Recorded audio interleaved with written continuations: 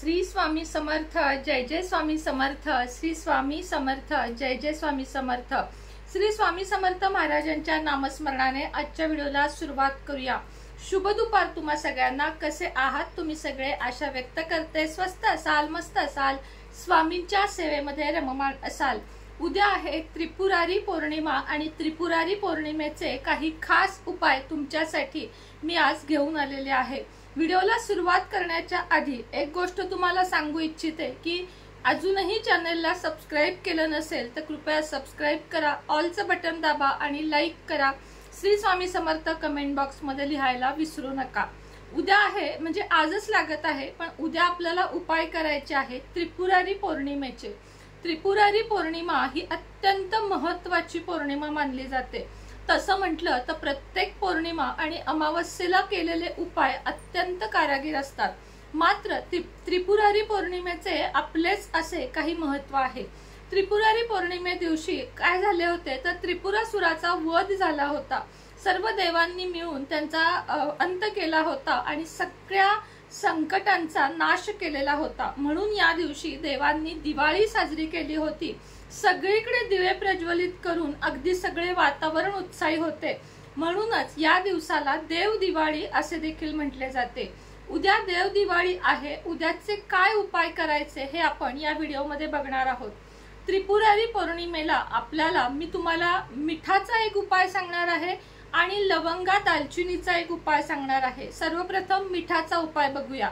सर्व म्हणजे पूजा असेल, सत्यनारायण पूजा असेल, जे काही दिवे लावणे असेल, सगळं काही झाल्यानंतर काय करायचं आहे हा उपाय सांगणार आहे। दोन्ही उपाय संध्याकाळी 10च्या आत मध्ये करायचे आहेत।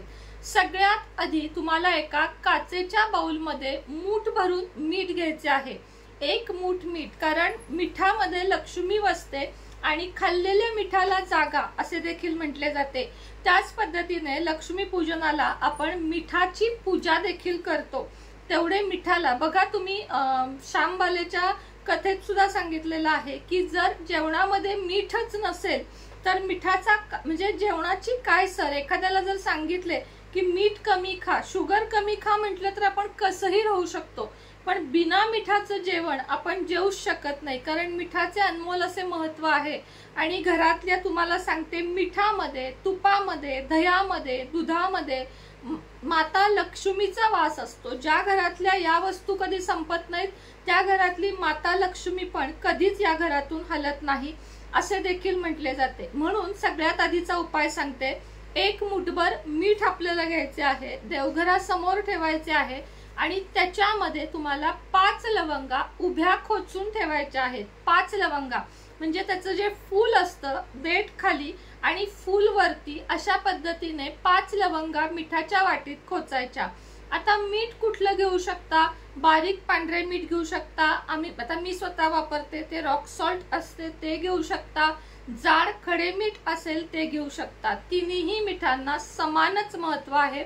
त्यामुळे मीठ घ्यायचं आहे, फुलासहितच्या चांगल्या लवंगा घ्यायच्या आहेत, मिठामध्ये 5 लवंगा घालायच्या आहेत आणि त्यामध्ये एक निरांजन ठेवून त्यात तुपाचा दिवा लावायचा आहे आणि या वाटीची आणि निरांजनाची हळदी, कुंकू, फूल, अक्षता वाहून म्हणजे याची पूजा करायची आहे। काचेच्या बाउलमध्ये निरांजन, त्याच्या आधी मीठ, त्याच्यात निरांजन आणि मग पूजा। निरांजन लावायचे, तुपाचे लावा, तिळाचे लावा, त्यात काही अट नाही, पण तुपाचे असेल तर जास्त उत्तम राहील। एक बघा, साधारण आपल्याला एक पावशेर तूप लागतं जर महिनाभर दोन्ही वेळेस आपण तुपाचे दिवे लावले। आणि जर तुम्हाला रेडीमेड गाईच्या तुपाचे दिवे हवे असतील तर आपल्याकडे आहेत, तुम्ही ते मागवू शकता। एकदम 3-6 डबे मागवा, खराब होत नाहीत, काही नाहीत आणि कुरिअर खर्च पण तुमचा वाचतो। तर ते पाहिजे असतील तर नंबर माहिती आहे तुम्हाला, 77 57 94 94 41। शुद्ध गाईच्या तुपाच्या वातीच्या 1 तास 10 मिनिटं चालतात। तर चला, तुपाची वात लावून घेतली, ती पूजा करून घेतली, त्यानंतर त्याच्या समोर बसून माता लक्ष्मीला प्रार्थना करायची आहे की हे माता लक्ष्मी, माझ्याकडून आतापर्यंत कळत न कळत ज्या काही चुका झाल्या त्याबद्दल मला माफ कर आणि यापुढे मी त्या चुका सुधारण्याचा प्रयत्न करेन। आणि आपल्याला माता लक्ष्मीला प्रार्थना करायची आहे आणि तो दिवा प्रज्वलित करून ठेवायचा आहे। आता याच्यानंतर तुम्हाला या पौर्णिमेपासून पुढच्या पौर्णिमेपर्यंत जितके शुक्रवार येतील याच मिठाच्या वाटीमध्ये तुपाचा दिवा लावायचा आहे। हे झाकून ठेवायचे। पुन्हा तुम्हाला ह्याच्यामध्ये असे 5 शुक्रवार तुम्हाला करायचं आहे। उद्या पौर्णिमेला करा, त्याच्यानंतर येणाऱ्या शुक्रवारी करा। मला माहित आहे पौर्णिमेमध्ये पौर्णिमा टू पौर्णिमा एखादा शुक्रवार तुमचा पिरियड मध्ये जाऊ शकतो, तेवढा स्किप करा। 1 मिळो, 2 मिळो, 3 मिळो, जे काही मिळतील तेवढे शुक्रवार हा उपाय करायचा आहे। त्यानंतर हे मीठ आणि लवंग जे आहेत ते एखाद्या झाडाखाली टाकून द्यायचे आहेत, टाकून म्हणजे ठेवून द्यायचे आहेत आणि निरांजन रोजच्या वापरामध्ये घ्यायचे आहे। यामुळे काय होईल, तुमच्या घरामध्ये माता लक्ष्मी खूप चांगल्या पद्धतीने वास करेल। माता लक्ष्मी तुमच्या घरी निवास करेल आणि तुमच्या घरामध्ये सगळ्या गोष्टी चांगल्या घडू लागतील। जसं की पैसा वाढू लागेल, कर्जमुक्ती होऊ लागेल, लोन जास्त दिवस तुमचं अडकलंय, लोनच होत नाहीये, लोन होताना तुम्हाला दिसू लागेल, अशा बऱ्याच घडामोडी चांगल्या तुमच्या आयुष्यामध्ये घडतील। मात्र हा दिवा लावला की तुम्हाला महालक्ष्मी अष्टकम एकदा 5 वेळा किंवा 16 वेळा अत्यंत तुम्हाला शांत पद्धतीने फक्त आणि फक्त त्यातच मन लावून नमस्तेस्तु महामाये सुरपीठे शिरपूजिते श्रीपीठे सुरपूजिते अशा पद्धतीने अगदी हळूवार तुम्हाला ते म्हणायचे आहे। खरं तर 1 वेळा म्हणा किंवा 5 वेळा म्हणा किंवा 16 वेळा म्हणा, तुम्ही ते किती मनापासून म्हणताय आणि माता लक्ष्मीला किती मनापासून हाक मारताय याला जास्त महत्व आहे। त्याच पद्धतीने माता लक्ष्मीला दररोज स्नान घातल्यानंतर म्हणजे आपण अभिषेक घातल्यानंतर माता लक्ष्मीला आठवणीने गुलाबाचे अत्तर लावायचे, मोगऱ्याचा गजरा किंवा गुलाबाचे फूल, मोगऱ्याचे फूल किंवा गुलाबाचे फूल अर्पण करायचेच करायचे। आणि प्रत्येक शुक्रवारी हा दिवा लावल्यानंतर तुमच्या इथे जर माता लक्ष्मीचे मंदिर असेल तर तिथे गुलाबाच्या उदबत्त्या आणि गुलाबाचे फूल द्यायचे आहे।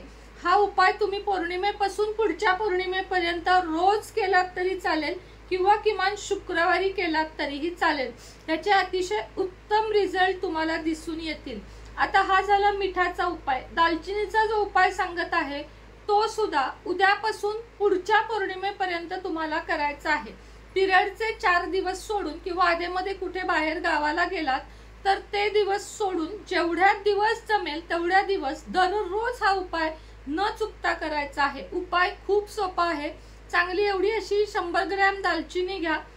मोठी दालचिनी असते ती, तुकडे तुकडे खराब नाही, चांगला त्याला अगदी सुवास पाहिजे अशी दालचिनी घ्या। ती बारीक करा मिक्सर मध्ये, एकदम पूड, मग ती चाळून घ्या, पुन्हा उरलेलं पुन्हा मिक्सर मध्ये घाला।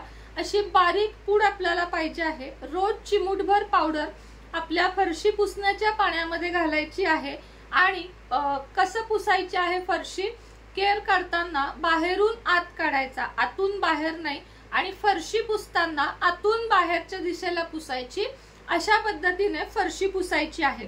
दुसरी गोष्ट, दररोज संध्याकाळी 7 वाजता 7, 8, 6च्या नंतर आणि जर तुम्ही कामावर वगैरे जात असाल तर 9-10च्या आतमध्ये उजव्या हातामध्ये तुम्हाला दालचिनीची पावडर घ्यायची आहे। दरवाजा उघडायचा आहे, दरवाजाच्या बाहेर आपण उभं राहायचं आहे आणि आतल्या दिशेला दालचिनी फुंकायची आहे।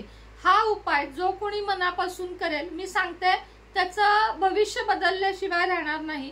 कितीही तारे खराब असू दे, ग्रह खराब असू दे, इकडची दुनिया तिकडं होऊ दे, पण तुमच्या आयुष्यात बदल होणार, इतके हे सटीक उपाय आहेत पौर्णिमेचे। आता महिलांचे प्रश्न येतील की ताई नेमकी आम्हाला उद्या अडचण आहे, आम्ही हा उपाय कधी करू? येणाऱ्या शुक्रवार पासून पौर्णिमेपर्यंत करू शकता। अडचण असेल, काही असेल तरी व्हिडिओ ऐकलात की शुक्रवार पासून सुद्धा करू शकता। असं काही नाहीये की उद्या नाही केली मग तुमच्या आयुष्यातून तो दिवसच गेला नाही। एक कुठल्याही शुक्रवारी पुढच्या शुक्रवार पासून पण करू शकता। उद्या 750 वाती कशा पद्धतीने प्रज्वलित करायच्या याचा पण व्हिडिओ आलेला आहे, तर तो जरूर बघा। आपले स्वामी परिवार याच्यावर देखील व्हिडिओ येत आहेत, तेही चॅनेल बघा। आणि सुनेत्राज लाईफस्टाईल हे आपलं चॅनेल, सुनेत्रा व्लॉग्स करणार आहे मी आता त्याचे, तेही चॅनेल बघायला विसरू नका। श्री स्वामी समर्थ।